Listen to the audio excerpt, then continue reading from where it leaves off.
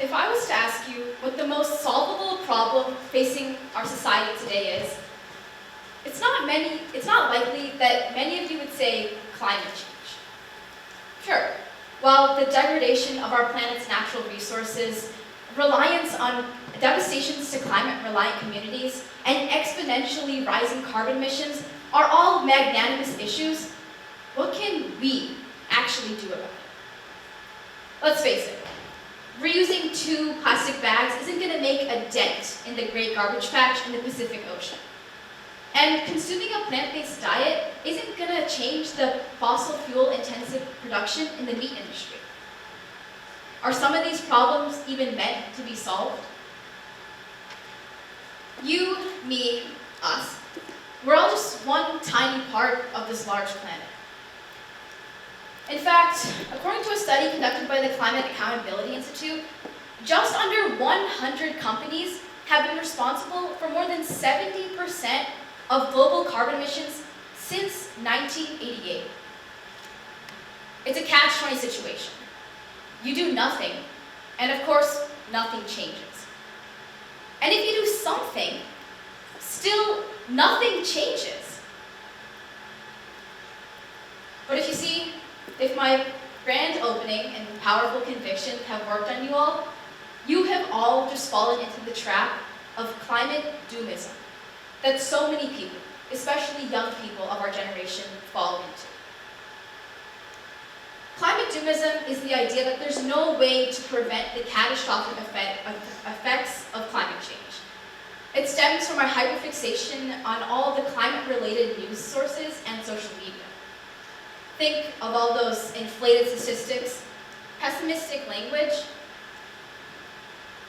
Social media's biggest goal is to sell fear. My name is Sukanya Ghosh, and as someone who is very interested in using philosophy to understand our core societal issues, I'm going to attempt to show you today how we can use philosophical thought to ground our thinking about the climate crisis into a place of optimism rather than from a pit of pessimism. So climate doomism obviously has the ability to affect anyone. However, I'm more interested in how it's affecting adolescents like me and so many others in the audience. And that's because younger generations have been far more exposed to the effects of climate doomism than older generations have. In fact, according to a study conducted by The Lancet in 2021, more than half of 10,000 people surveyed about their views on the climate crisis, aged between 16 and 25, reported believing that humanity was doomed. It's what we've grown up learning about, the famous greenhouse effect, turning our melting, dripping ice cream cones into globally warmed Earths. And this is what makes Generation Z and onwards so much more susceptible to the effects of climate doomism. So climate doomism affects teenagers in 2 main ways: mindset and action. But first, I think it's important to ground our thinking, so let's take a look at how climate doomism affects our mindset. We'll start with a common frame of thought that most people have regarding the climate crisis. Why does it matter? It's not like we're going to be around anyway. And you would be right.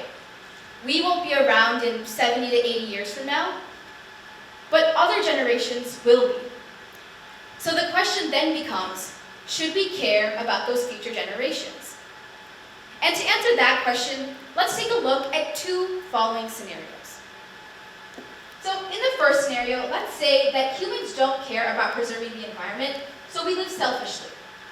We continue burning fossil fuels, cause the destruction of our planet, and overall prioritize our luxury and convenience over the well-being of future generations. As a result, those future generations are forced to live in inhospitable conditions and overall have more harm. We'll call this generation A. Okay, now let's imagine a second scenario in which humans do decide to build a better Earth for future generations. We cut down on non-renewable energy, we use our resources more consciously, and we overall prioritize the well-being of those future generations over the short-term happiness of ourselves. In turn, our children and grandchildren live up in more hospitable climate conditions and a better quality of life. We'll call this generation Generation B. So we can all agree that in the first scenario, Generation A will experience more harmful consequences than Generation B. But the logical fallacy comes apparent when we realize that if humans never acted poorly in the first place, Generation A would never have existed. Instead, Generation B would be living their happy lives. So by this logic, we can't compare the harms done to Generation A to the lack of harm done to Generation B, because we don't know which generation will exist. Philosophers call this the non-identity problem, which basically asks whether it is morally wrong to make choices that might lead to the harm of people in the future, even if those same actions would lead to the existence of different generations that would have existed otherwise. So if we're not obligated to future generations that may or may not exist, who are we obligated to? We are all privileged enough to say that even in the height of the climate crisis in several decades, our lives will probably not be majorly altered by the effects of the climate change. However, other people aren't as lucky.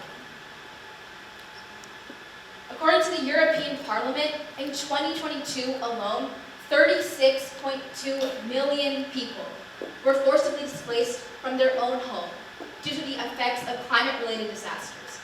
And while some found refuge within their own country, others were forced to move abroad. Climate refugees refer to people who are forcibly displaced from their own homes due to the negative consequences of climate change on their own environment. These peoples are from countries with relatively small carbon footprints, yet they are forced to pay the price for large exploitative corporations.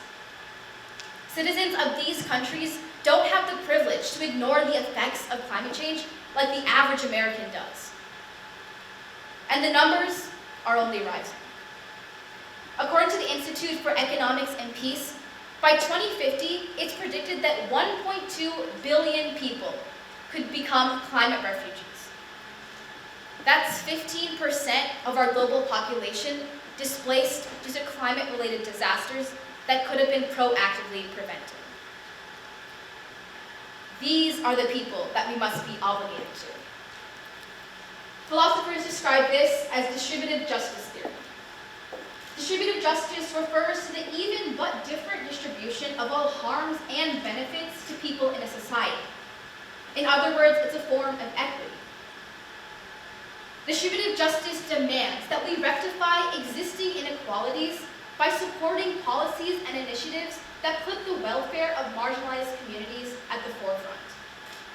In essence, climate privilege and distributive justice theory both address the need to address climate change from a sense of hope, from a sense of fairness, and most of all, responsibility.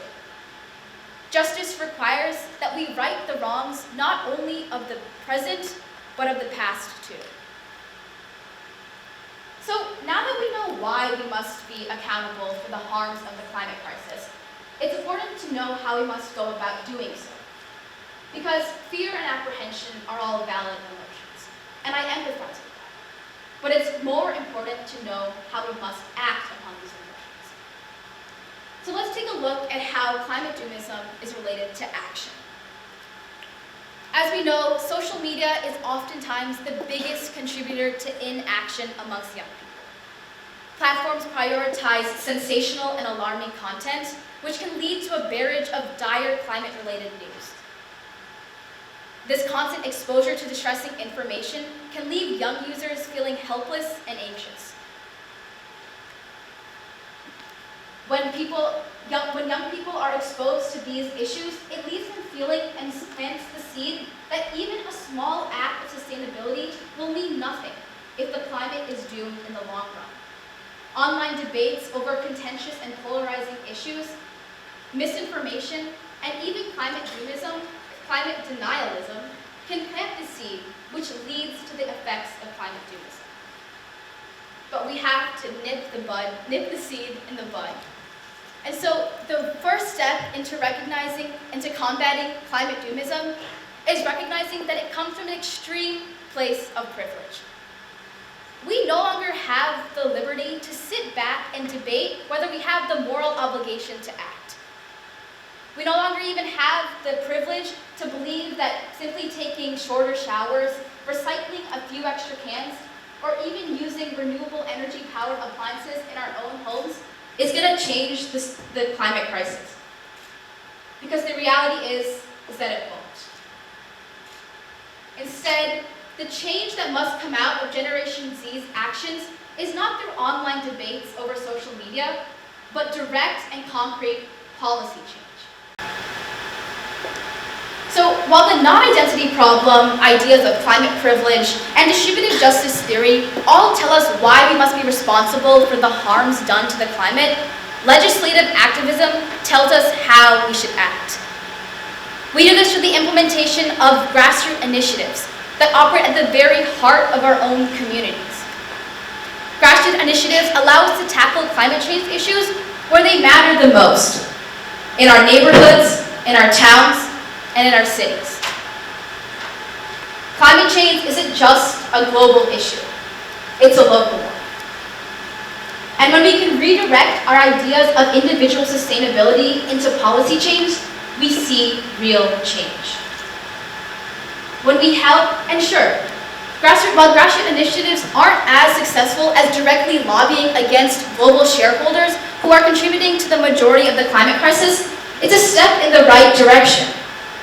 Because when we can redirect that anger and feelings of helplessness that have persisted amongst young populations, we are able to shift young people to call their local representatives, sign petitions, and pressure local governments to enact real change. So while through our philosophical underpinnings of climate doomism, we are able to see the deeper complexities that drive inaction in the face of climate change. It isn't just the idea that we can't. It's the idea that we feel like we can't. Yet the very philosophy that exposes our ethical and existential challenges also provide the seeds of hope. By acknowledging our moral responsibility to addressing climate change, and by taking collective and individual change, we are able to shift the narrative from doom to determination. Through our own philosophical exploration, we're able to find the wisdom to change our mindsets and champion policies that put our planet at the forefront of discussion. And not just for some idealized and utopian future, but for the sake of an attainable and just present. It's no longer the question of whether we can. It's a matter of recognizing that we must. And so, in the face of climate doomism, let us choose a path of hope. Let us choose a path of action, and let us choose a path that harmonizes our existence with the very planet that we depend on. Thank you.